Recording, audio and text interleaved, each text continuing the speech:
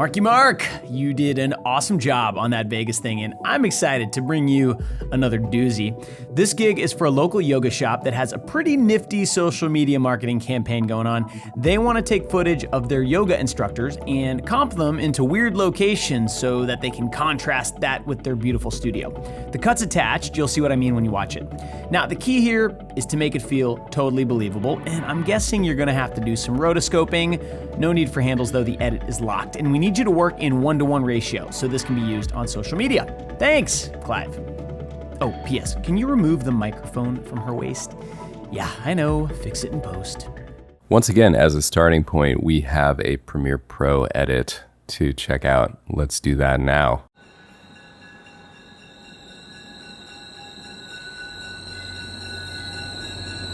Yeah, you could do yoga here, but we think you'd like it better here.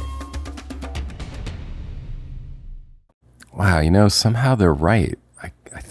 I don't know. I mean, yoga in the subway right there on the platform. It looks really good, but geez, I'm not sure. What we have in terms of work on this one is really, really simple. There is a foreground and a background. It's A over B. And if you look at this, the editor already did a remarkable job. I mean, they are within a pixel or two of where we need to be. And I just want to check out how that was done. So the talent was actually facing the other way. And if I go in the effect controls, I'm going to see this is called flopping the shot, at least in visual effects land. I don't know anybody else who uses that term. In Premiere, it seems to be called horizontal flip. And then there is a bit of scaling and positioning going on. And then there's this color key effect, which appears not to be terribly sophisticated. And so I'm thinking we've got a shot in After Effects of improving on this. Over here in AE, I hope you don't mind, but I have already done a little bit of groundwork. So my thing with Roto is do as little of it as possible. Now, that's not how everybody feels, but everybody, even who loves doing Roto, is still going to agree probably shouldn't work on frames or areas of the frame that you don't need to. So what I've done is garbage mat around just the area where things are actually happening in the frame. It's not just white. And I trimmed the clip a little bit so that we don't end up working on these last 10 frames, which seems insignificant, but when you find yourself masking frame by frame, that could be hours. So we don't want to go there. So here's the comp with the garbage mat. It's just a mask. It's a term you're going to hear me use probably again. There's no horizontal flip effect, so I'm just scaling it negative 100% in X. And I've scaled it and positioned it here. Now, I don't know if you're aware of how effects order works in After Effects, but transforms like this come at the bottom of the stack, so they happen last. So if I mask or add an effect to this layer, that's going to happen first, i.e., that's going to happen at 100% scale. And that's good because when it comes to things like hair detail, even though it seems like an insignificant difference, that could end up looking a lot better. So now the question is where to get started. All right, now we know this lesson is all about Roto. And some of the more dedicated Roto artists I know would just get right in there and start rotoing. Now, that's not my style. We're gonna get plenty of Roto in this lesson, believe me. But first, I always look for other opportunities.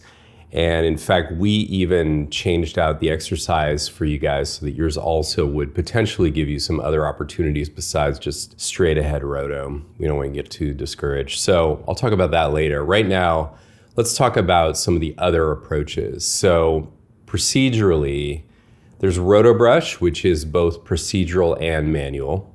And we've already kind of taken a look at that. Keying is more of a purely procedural approach, although it's never just one button. But in this case with her on white, we could do what's called a Luma key using the extract tool. So we'll take a look at that. And then on the tracking side, we can use tools that will at least help kind of track in the basic motion of the scene, even if we end up having to roto it. And for all of that, we're going to be getting into Mocha. But first, before we even do that, let's eliminate the possibility that we could just use something much easier. So we're going to start with the RotoBrush, which probably isn't going to work, but it's worth a try because if it works at all, it could save us a whole bunch of time. Initially, that looks really good. So granted, the hand, we're never going to get that better. And to just prove that to you, let me size this down and try to subtract out that detail there. Now we lost the finger. We try to go back and we're just chasing our tail. Not to mention that if I go to an adjacent frame, it's not really going to hold steady. So let's forget about the hand and freeze the rest of what we got so we can look in terms of the comp in real time.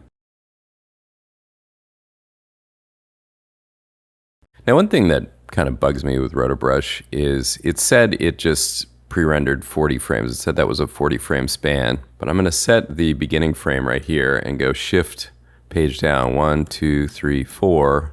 Even if I go back a frame, those aren't rendered. So I have to go back 2 frames. I don't know why that is. But that's a small concern. The bigger concern is how good a mat is this. We know that this mat is 80 to 90% done. She's pretty well selected. But we also know that the only thing that really matters here are the edges. That's really the whole ball game. And if we look just at the edges, say in this area down here, I don't like what I'm seeing. And specifically, I don't like that for no clear reason, they are changing their width kind of constantly. So that right off the bat sets alarm bells that if I were to do this by hand, that would never happen. It wouldn't slip around like that. And I don't really have direct control over that with RotoBrush. Likewise, if we zoom in on the upper part of the mat where she was better lit, the mat gets very chattery up there. Things like her face detail and what's along the top of the body here, just not holding up very well. Now, we know we've got these pretty sophisticated tools to reduce chatter and so on.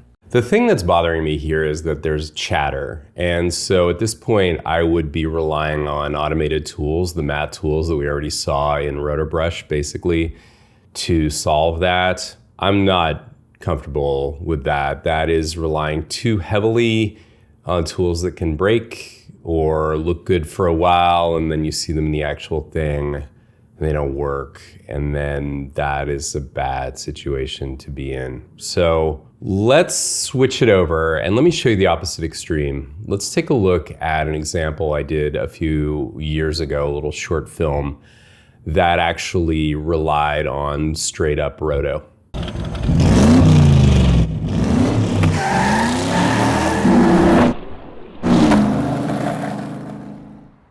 That was achieved, believe it or not, with extensive masking roto done in After Effects. And it looks like this. So this is what you call fully articulated roto. And I realized the masks weren't quite keeping up with the image there. That's what it looks like in motion. And down here in the timeline, you can see that each mask has its own name, and it is on its own kind of keyframe pattern, although one thing we'll learn is that motion happens in arcs, so you can pick specific points on arcs and actually get a lot of good in-between frames. He's making a nice arc with his body there, so we got all those nice in-between frames in there, whereas certain layers at certain points are moving in opposition, and that's what happens with the body.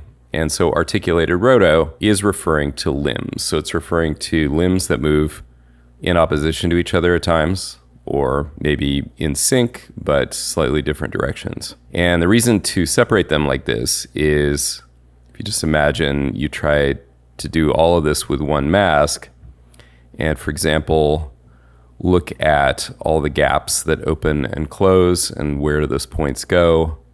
His arm, for example, is foreshortened there in the back behind the body. And certain layers, like his left foot, don't need as many keyframes as a layer such as his torso and that flapping shirt. Now, why was roto used on the shot? Well, let's take a look at the source. So initially, he's a good jumper, and he did get off the ground.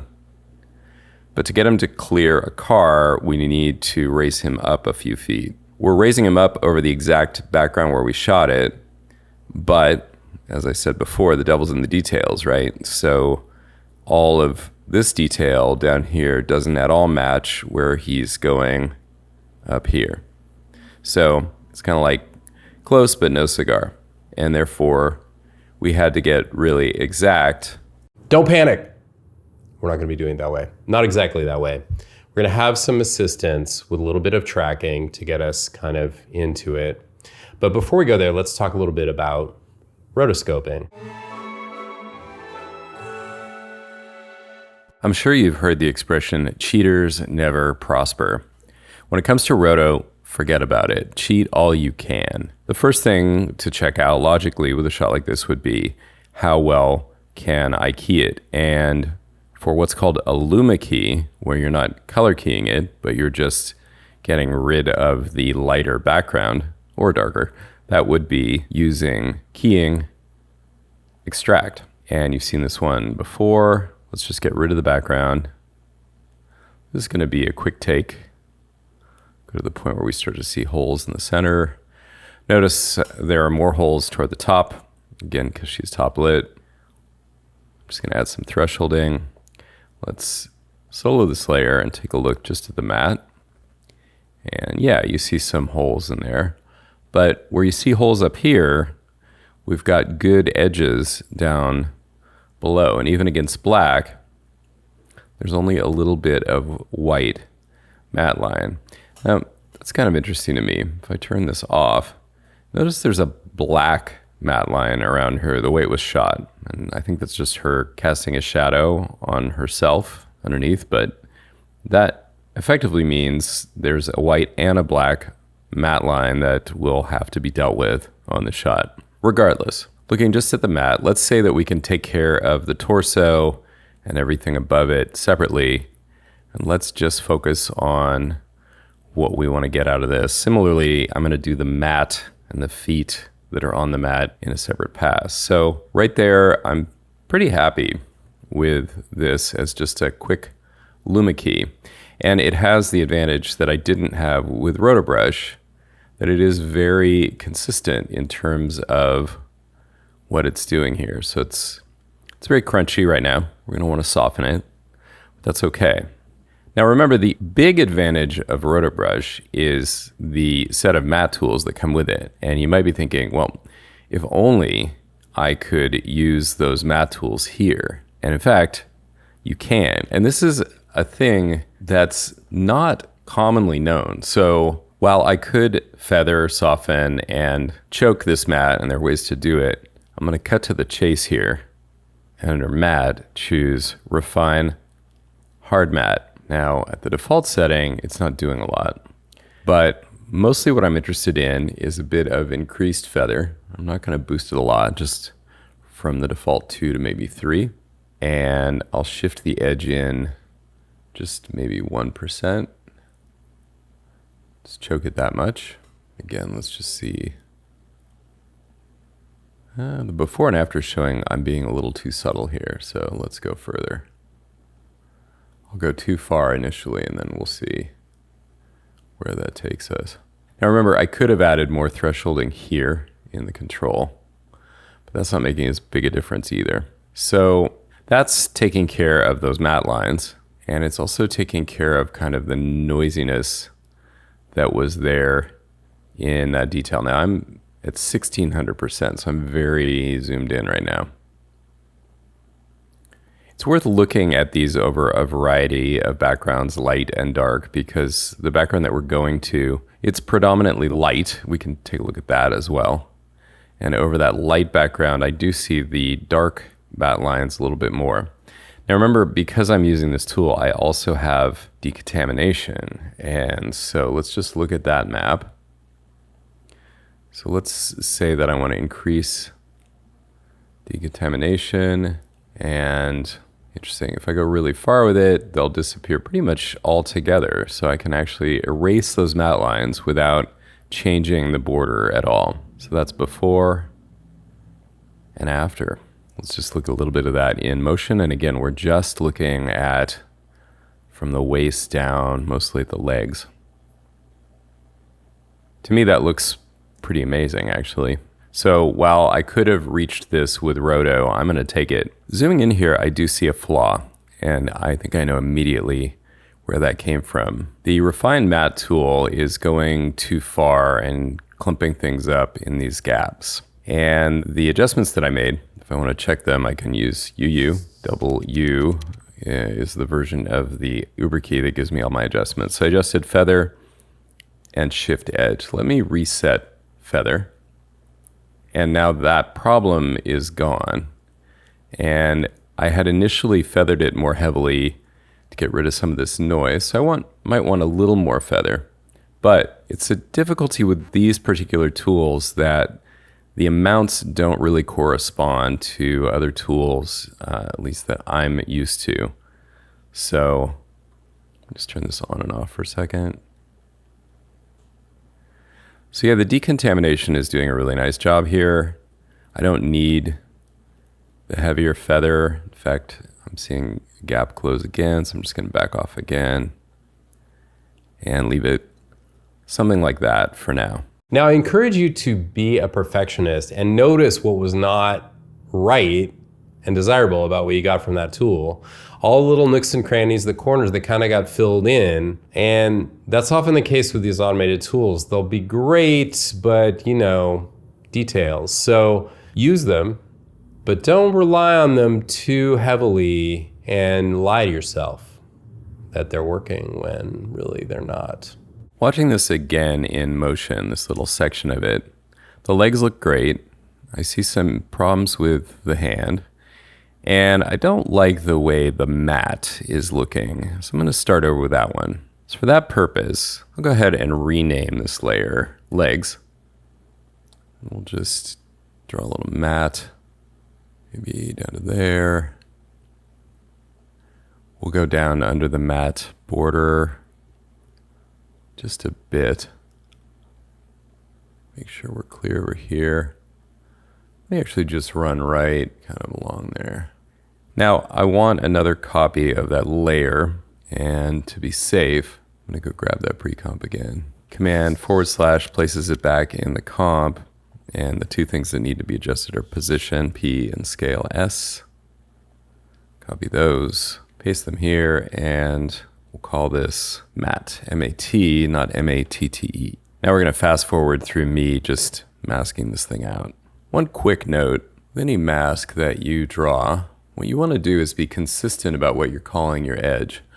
I tend to look for the boundary between where the pixels look solid colored and when they look semi-opaque, and I try to just split that. Not sure what to do about this shadow down here. I think I'll take some of it. And if you miss any spots where you need a point, you can always go back and add them. So now, having done that, I notice a few areas where the mat doesn't quite line up, leaving some gaps. So I'm just going in and making sure I fill those in to get a nice, smooth mat here. And to achieve the whole point of having done this, probably going to want to feather it just a bit. I think I mentioned before, my standard feather in HD for anything is 2 pixels. And the reason for that is even when you see something that is a hard line, there's some softness to it. Now, since I zoomed in here, look at that bright line there. Well, before we look at that, let's just examine this mat again in motion. Got a little mat problem there. I think if I go back to my legs layer, I'm noticing a little bit of leftover white in this mat, and I think it's coming from the legs layer. So now I'm going to go back and painstakingly adjust the mat and legs layer to make sure I nail that. Now, I know this can get a little tedious, and I just want to drive home the point that you need to be kind of anal retentive about this stuff in order for it to work. So back to the white line that we noticed. When there are things that are just from the real world that are in the frame, I tend to consider them part of the real world and I don't get rid of them. That said, these are looking like a mistake because they're right next to the thing that everybody's going to know or at least suspect that we added to the frame. They're just kind of calling themselves out. Now, if the client hadn't positioned the talent right there, I might even just scoot that talent layer down so the mat covers it, but there's no reason to be that lazy. This is going to give us an opportunity to actually do a little paint work. So people talk about roto and paint as if that is one entire art and they're sort of equally useful. And as cool as paint is, especially if a tablet and you just go in and make something look so much better with a single stroke, keep in mind, I want you to keep this in your mind, paint is the tool of last resort. The issue is that unless it's going to be completely straightforward, it will get very complicated to use. Now that's particularly true in After Effects, which doesn't make it easy to, say, track a clone, like if you wanted to track a clone source and then track something that you're cloning it to. That turns into kind of a painstaking process. There are expressions and scripts that can help you, but even if that weren't the case, even if you're in like, I don't know, the Flame, which is much more oriented around working with a pen and brushing things in, you still pretty much, if you're just hand painting, that's gonna be the most work. So this is a case where it's gonna be the perfect solution, but those are relatively rare in my experience. In After Effects, you don't paint directly in the composition. You actually have to double click the layer in the timeline to work in the layer viewer. So we're going to want one stroke that just takes care, or one set of strokes that takes care of the whole shot. And since the shot doesn't move, we're going to be able to do that. And for that, I'm going to go home key to go to the beginning. Actually, I went back to the beginning of the layer itself, but I just want to go to the beginning of the comp. I will pick the clone tool here. Now, I have paint and brush settings to think about. And I'm just going to make sure that the hardness is at 0, which it is. I want a soft edge. I can size the brush the same way I did the rotor brush, just holding down Command. So I'm actually going to go pretty small on this brush because I don't want to do more than I need. I want to make sure that in Paint, this is set to constant. So you can do single frame or some other options. But I want to just make one stroke and have it automatically continue throughout the entire layer. And so now I'm going to look for something that corresponds to this tile right here. And I think this one down here will be perfect. What I like to do is line things up. So I've got it right at the center of my circle there. I hold down Option to sample. Alt on Windows, but you knew that. I'm going to go up here and look for what I guess to be the corresponding spot. Now, they're a little bit different in scale, but I'm not going to worry about that. It's hard to tell up close how good a job I did there. It's pretty good. I'm going to hold Shift key, just like in Photoshop, to go straight across.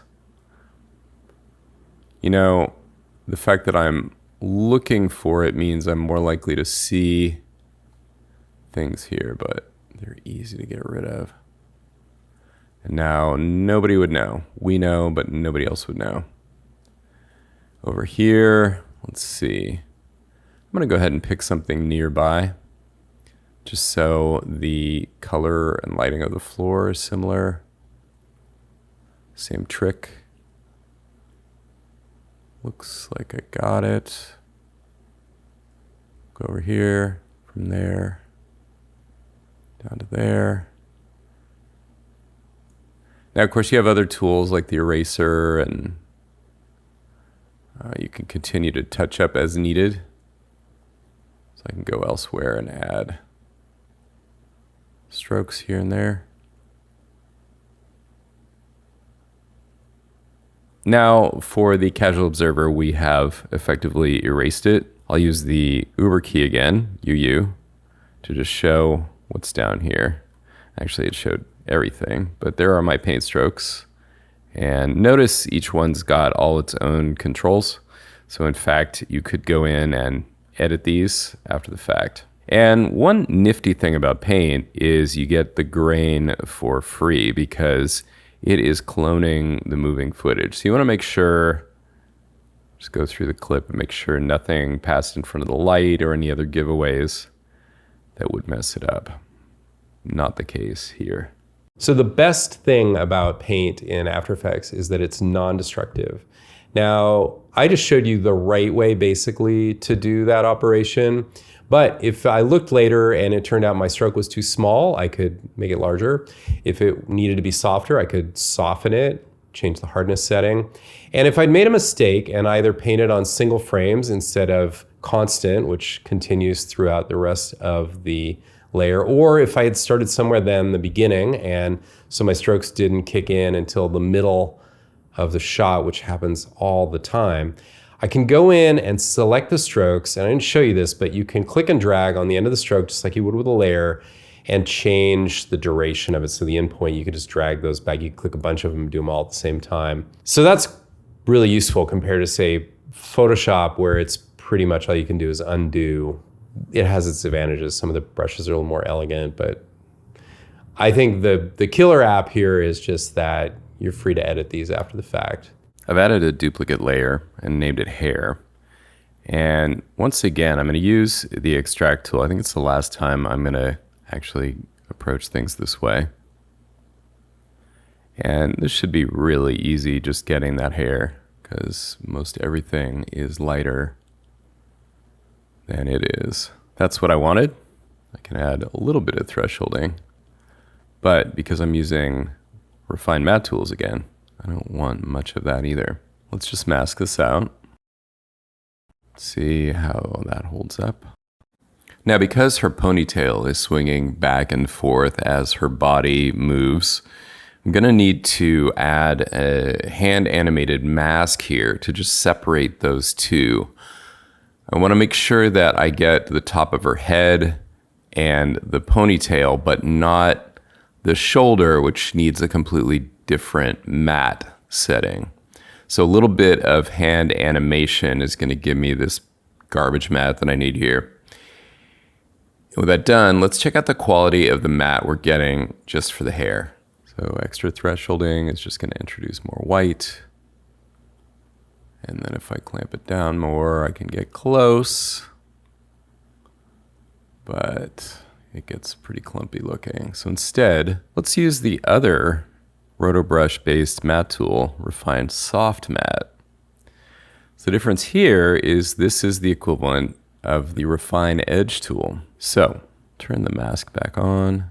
Option 4 on the keyboard is going to let me isolate just the alpha channel and see the matte alone.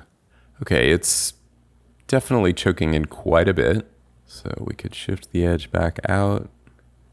Just keeping an eye where we're starting to get fringing. Maybe there's good. And I think something like that is going to be excellent. It's a little weird to see her kind of disembodied this way, but just look at it like a professional. And we'll get to adding the face and the torso next. Well, for now, I think that's really good. All right, so it turns out that to get all this lovely goodness that we were seeing in the previous lesson with the hair details, we don't even need Rotobrush for that. What we really need is these Refine Soft Matte tools, which are built into Rotobrush, but you can also use them with any matte. Now, do you want to use them with every matte? No. They are going to soften other mattes that don't want to be soft. So this is really a very specialized case, but the thing to keep in your mind is you're not stuck with Rotobrush if you still want all of that automated goodness to get the detail out of that matte. You're not living in the movie Groundhog Day. I have once again added the layer, this time labeling it face, because guess what? The next thing I want to do is add that in. Now, you may be aware that there is a mask tracker built into After Effects, and I imagine you've even given it a try. And let's just see, because as her face moves around here, it sure would be nice to track it. So I'm going to go for this profile right here, where we see kind of the most of her face. And because we're going to just try this out, I'm going to be a little bit quick about drawing this in. Come around here, leave a generous amount. I don't really need the neck. All right, the way this works, if you haven't used it, is just basically to open the tracker with the mask selected and start tracking. Now, already it has slipped off, but the way that it's working gives us some indication that one thing it's not doing is following the contour of the face. So clearly, these points are not trying to stay with where they started. So now she's moved her head back around to where it's lining up with the mask. And if we look in here, single U key shows me those keyframes back to where we started. We could also track backwards to get the rest. So it looks to me like what it's actually doing is averaging all of the information inside the mask and just kind of going with that. And the result, really not that helpful, particularly because there is a mask on every frame. So that means any edit I make on one frame is not going to carry over to the other ones. So really, this is kind of a worst case scenario. Now, there are scripts out there that would allow you to work on multiple mask keyframes and so on, but I'm not even talking about that. So let's just turn that off. In fact, let's go ahead and delete it. I don't think I'm going to need that. Fortunately for us, there's a completely different option. For that, I'm going to go to the Effect menu, to Boris FX Mocha, Mocha AECC, and click on this Mocha icon. And here we have it. If this is your first look at Mocha AE, isn't this exciting? It's completely unfamiliar. Relax, we are going to take this one step at a time. So let's start with what seems to be familiar. We have some play controls down here. There seem to also be some things that look like play controls over here and over here. But these ones right in the center are the ones that actually control playback. The zoom tool works a little bit differently than After Effects. So I actually hold down Z and scrub, and then I can use my middle mouse button to switch to the hand tool. The X key will give you the hand tool, but if you want to do it that way, you need to hold down X. We're now looking at the face, and I'm looking for specifically an area of the face where we can see all of her profile. And actually, we're right on a pretty good spot. So by all of her profile, I mean her nose, all of her features.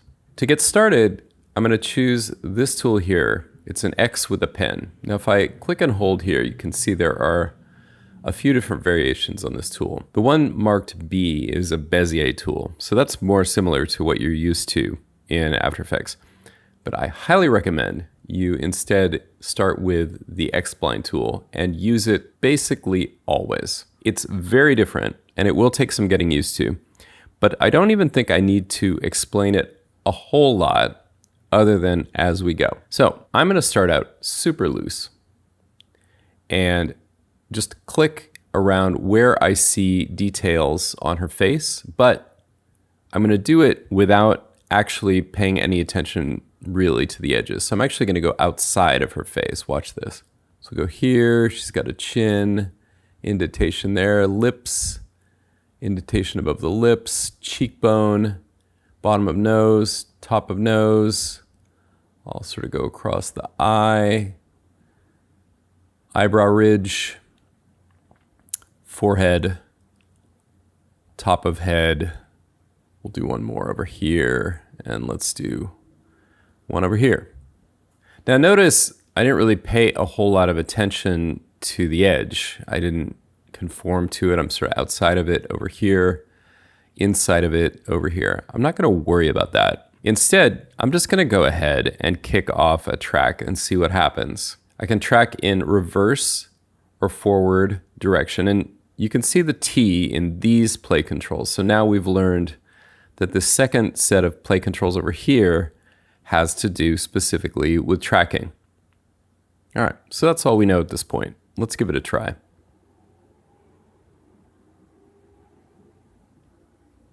Well, it's not really doing such a hot job. There is something that by default is not enabled, and I want it to be enabled. I'm not going to undo because I don't need to.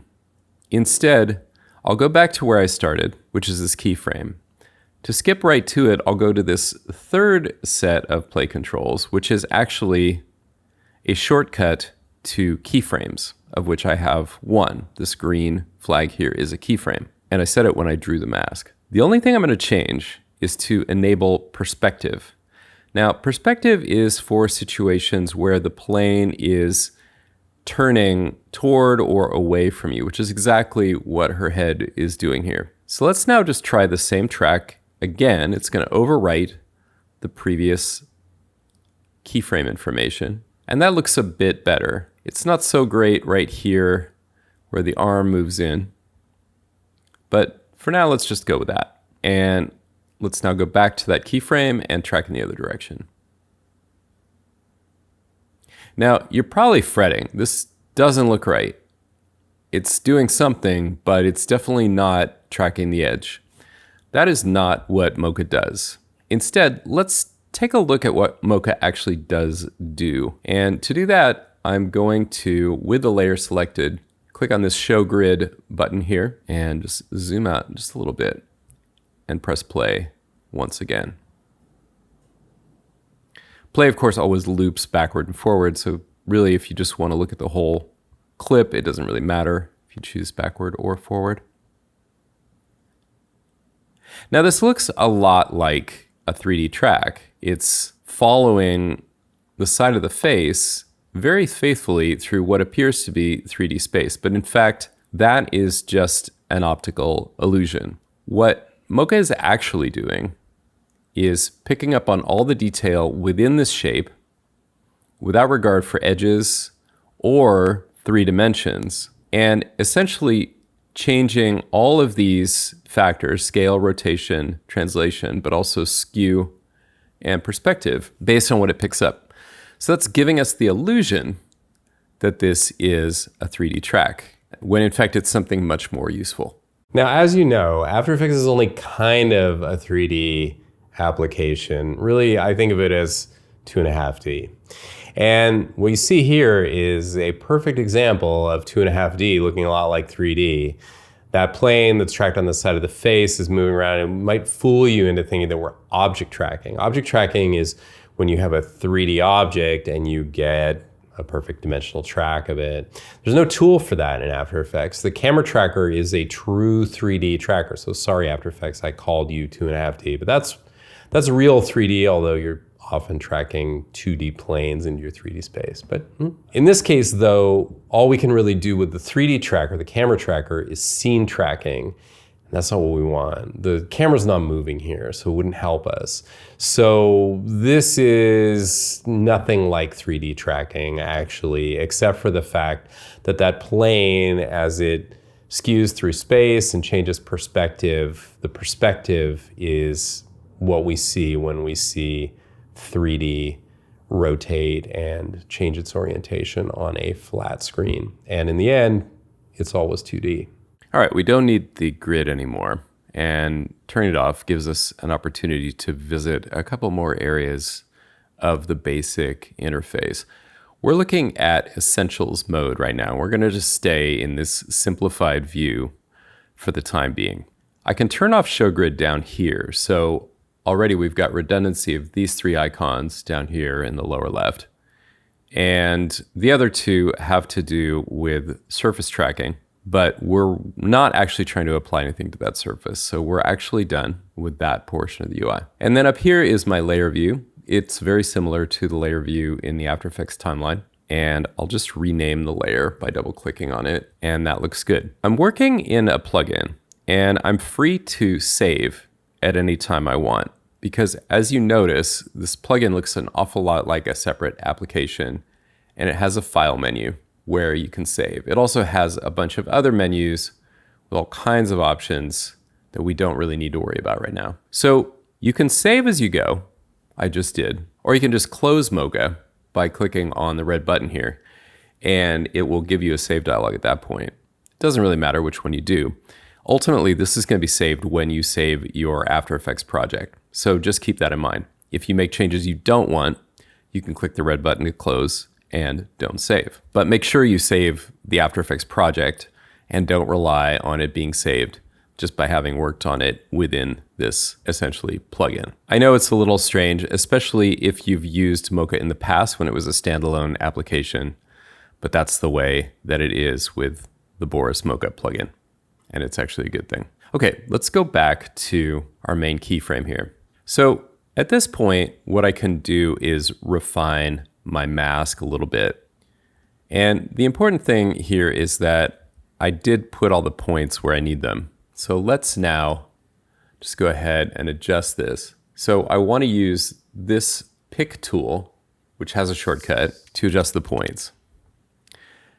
The way explain points work is kind of different. And let me just adjust a few of them as is here. So I'm just conforming to the edge. And then when I get to the, let's say, okay, to this eye socket here, that looks like a very sharp corner, and I'd like it to be more of a gentle curve, maybe up at the nose too. The way I adjust the curvature is with this handle.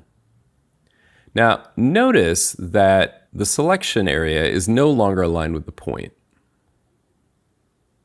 So I can tighten it to a corner or loosen it to a very loose curve. But if I want it to still conform to the nose, I have to actually move that point in and out.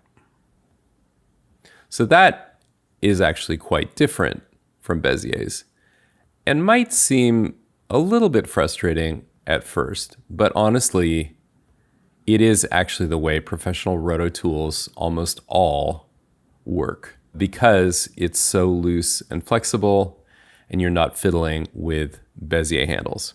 Okay, I went ahead and changed this shape on this one layer. Now let's go somewhere else in the timeline where we're far away from the shape fitting the face. You could even go to the very end. Let's just do that. I don't have a shortcut, by the way, to skip to the end, so I'll just use my scroll wheel to go to that frame.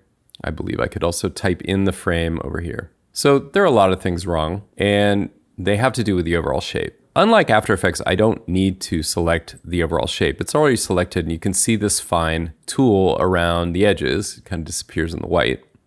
But if I just pull out here, I'm going to be able to kind of make gross adjustments of this mask. So that was scaling. I could also rotate it a bit. And then when I see the 4-pointed arrow, I can move it. And that got it closer. Now let's just get it into place. So I'd like a more curved chin at this point. It's already not too soon to kind of decide where I'm going to be at relative to my edge. And I think where I want to be is to the inside of where any of the thresholding happens, any of the semi-transparent pixels. And the reason for that is the background is white, which is really going to stand out. So the biggest danger with this matte is popping white details. And that's what I need to ultimately avoid. So it's never too soon to start deciding where my edge boundary is going to be. Okay, I'm going to press play again to just preview. Well, there's still a big problem. But let's just do the thing we can do with keyframes and continue to fix it. One thing you'll notice, well, let me just fix this one really quick and then I'll point this out. So I'll just move this roughly into place. Something very challenging about this particular track, in fact, it's in some ways the most challenging part of Roto in this scene, is that her facial features appear and disappear continuously as she moves her head and talks. In fact, while tracking the head is not a big deal, getting all of these details happening with a consistent edge is going to be a bit of work. So at some point soon, we're going to switch to high speed and you're just going to watch me work on this mat. But for now, I want you to notice that I dramatically changed that one frame. Let's just focus on the area I've adjusted and not the beginning. And now it's a lot closer. And in fact, the fact that I adjusted that one frame out in the middle, it didn't mess with the actual track. So the most important thing to understand here is the original track is still intact. Let me do this again. I'll move this into place, kind of massage things here. So unlike the After Effects masking tool where each frame is a keyframe, and therefore any adjustment I make to one frame really has no bearing and just throws off the track, in this case, I'm making a whole set of keyframes that are separate from the ones that created the track. And that's super significant because that's how we're going to avoid creating a keyframe on every frame. In fact, far from it. So right now it is quite a bit of work, and it's really hard to tell how much more work it's going to be yet, isn't it? Again, I'm going to go back to this first keyframe and let's just see where we're at. We now have 1, 2, 3, 4, 5 keyframes.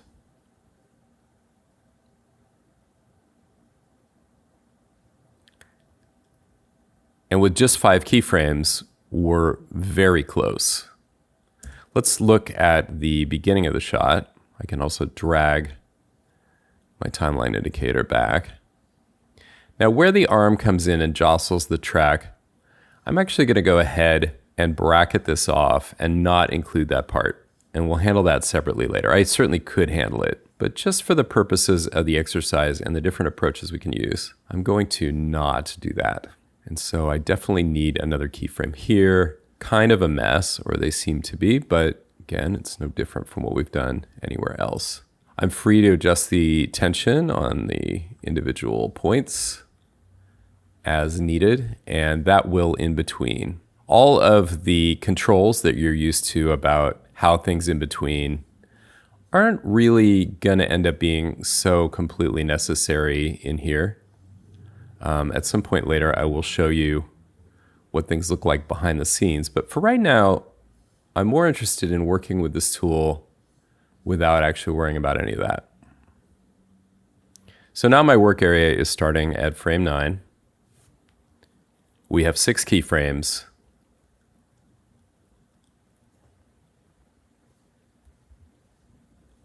And I would say that we have roto that, while on any given frame has some definite problems, is about 80% of the way there.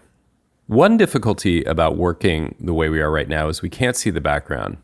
And so, for example, on this frame where I just stopped, there is definitely going to be some white popping through. And that, as I said, is the biggest issue. So, for example, I'm not going to worry that her eyelash is getting cut out. It doesn't actually matter very much because of the size she's going to be and the busyness of the background. I don't think anybody's going to watch this commercial and think, well, I would have gone to the yoga studio, but her eyelash.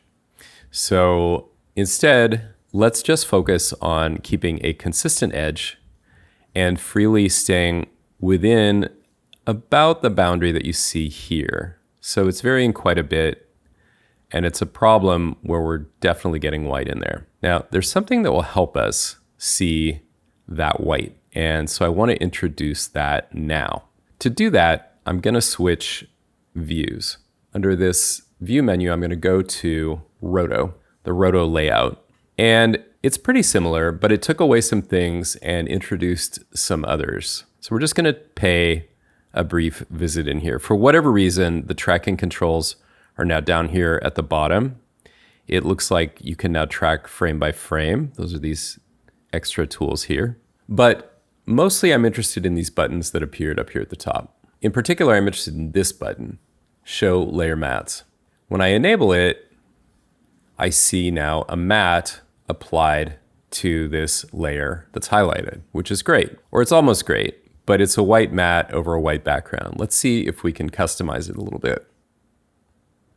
So I'm going to choose a nice soothing blue, and it disappeared. I'm hoping that by the time you see this lesson, this bug will have been corrected. But in fact, you have to type in an alpha channel value of 255, or you could do a thresholded value. But as you can see, 255 still lets the background show through. And otherwise, you're not going to see your color within the mask, even though we've enabled it. The other thing I'm going to do is invert it, because what I want to see is the white leaking through.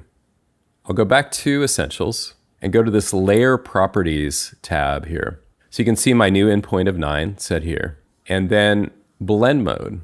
I'm going to temporarily change this to Invert. If I forget and leave it there, I can fix it later. Everything's flexible. But ultimately, I do actually want a selection of the face and the side of the head. But right now, what I want is this clear view, as you see here, of that white. Now it just really pops, and it's easy to see where the problem is.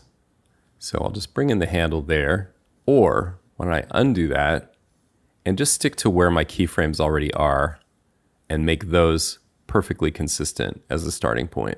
Actually, I'm going to go into where we're going to go fast through this section. And what you're going to see me do is work on these keyframes and then find the in-between points that are furthest away and fix those until such time as I've pretty much narrowed this down to what I consider to be a good roto. One note, there's a keyboard shortcut for next and previous keyframe, Command up and down arrow, so I will be using those.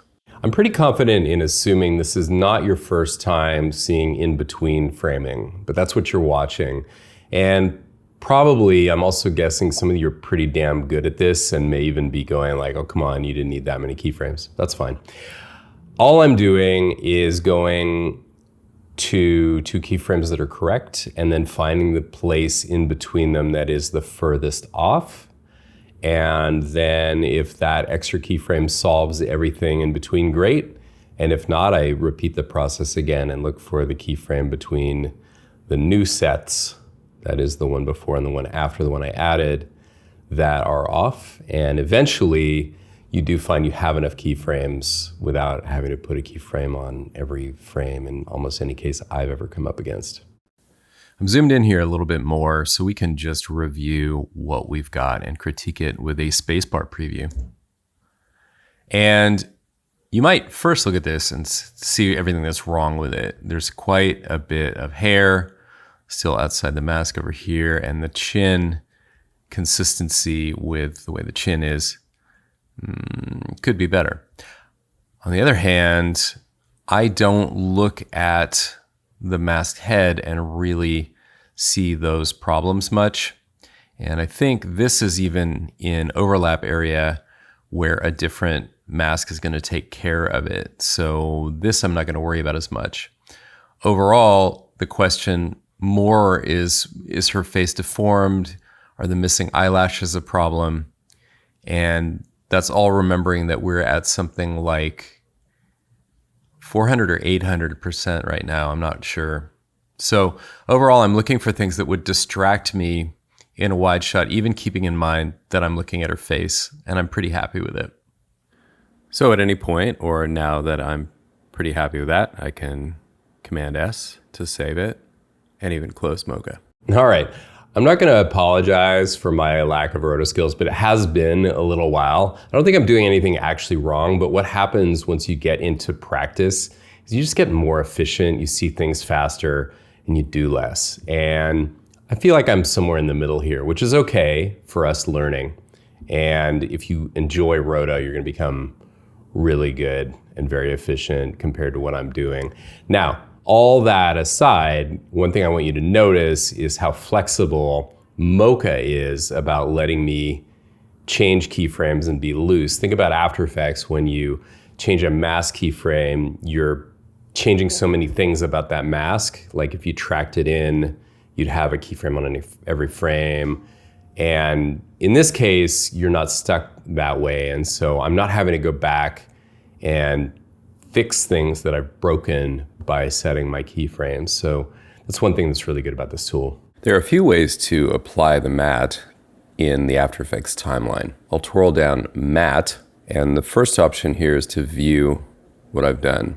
And I can see it an issue, which is that I neglected to turn off invert mats. Let's just go back and take care of that. The layer selected under layer properties, I'll just uncheck invert. And when I close, I get the save option. Now let's take another look. That looks better. So now we can apply this mat.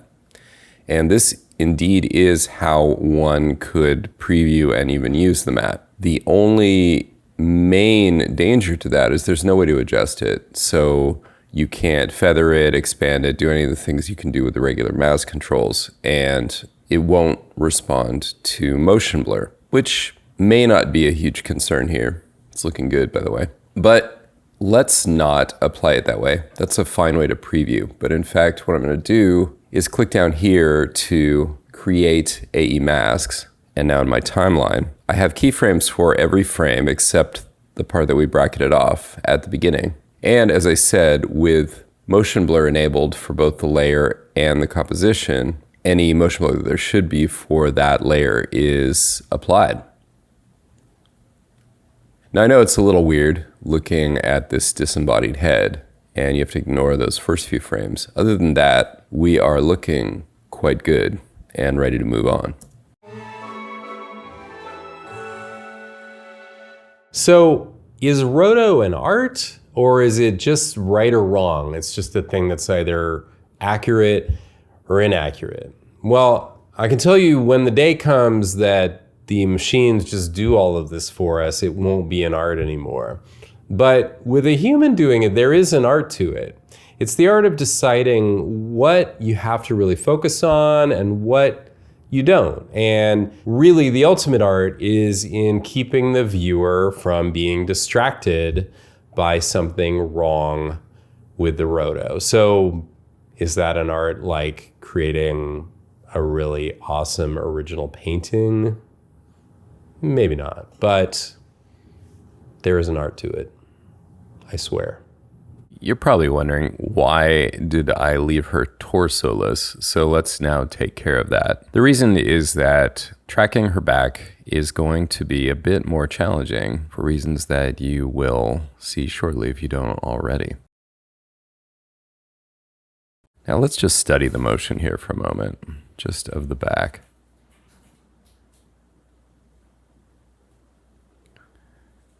So what's happening in the upper back is independent from the lower back, which is fairly stable. Keeping in mind we are getting rid of this device on her hip. But then there being the issue that the arm reaches right into the area that we want to track into.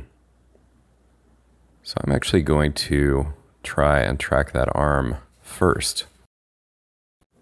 So here I'm using the same technique as I used with the face. I have an X-spline. I've drawn a shape around the arm, and I'm tracking it forward and backward. Sometimes the track shape actually has to be updated to fix the track, and that's what I've done here. Now I'm going to rename the layer arm and click the gear icon to tell Mocha not to track that mask anymore. You'll see why. So again, we're learning about the flexibility of Mocha. It starts with a track, which may or may not nail the shape, probably not. And sometimes the benefit is just psychological. Then there's keyframing that to get it more accurate. And that's separate from the track. And then I can attach a separate shape and keyframe that. So in fact, I can leave the fine detail work for that third layer without having to change anything about the first two. And I'm going to be tracking another layer. I'm adding another layer. And anytime you do that, you need to be conscious of whether you are doing any retracking, which we are not. And often you are not. Most often the case you're not. So again, that was this cog right here that determines whether we're tracking or not. In fact, I can also turn the visibility of this layer off and make it as if I'm starting over. This time I'm going to start when her back is just flat and open. And I don't really need to worry about meeting the exact contours of the back. What I'm really trying to do is just get that area inclusive. And there's no clear method to how I'm doing this. I'm really just guessing. What I'm looking for is detail that I think is going to be trackable. I'll name this layer back, move it below the arm. And moving it below the arm layer is very important in this case because what that does is tell Mocha to use that top layer as a holdout mat, meaning ignore the pixels within that arm layer, which would throw the track off. This is how you tell Mocha to ignore overlapping motion like that. Turn the visibility of the arm back on. All right, so first of all, let's just track backwards before the arm comes through. See how we did with this selection. And look, I forgot to turn on perspective. Now, if you screw up, you don't need to undo. In a case like that, I'm just going to turn it on and retrack it. Didn't make a huge difference in that section, but I think it will. Okay, that looked pretty good. Now, before I go on, you may be wondering, wait a minute, the mask you drew was pretty sloppy. It doesn't seem to match anything that we're actually going to be rotoing. There's a reason for that, which I'll get to. First, let's see if we can get a good track. Okay, that was close, but things got messed up a little bit. See if we can figure out why. So the hand did escape a little bit from the mask. Believe it or not, that could indeed make a difference. So I've adjusted and fixed the arm mask. So now let's retrack and see what happens. It's better, but something's still going on there. And just to reiterate, this is the whack-a-mole process of roto. You solve one problem and another one pops up and you solve that one. Okay, that's closer to what I was after. Let's just look at a grid. So it looks to me like we tracked the basic motion of the back. And part of what's going on down here is, again, that the lower back isn't twisting as much as the upper back, so it kind of had to make a choice there, which is fine.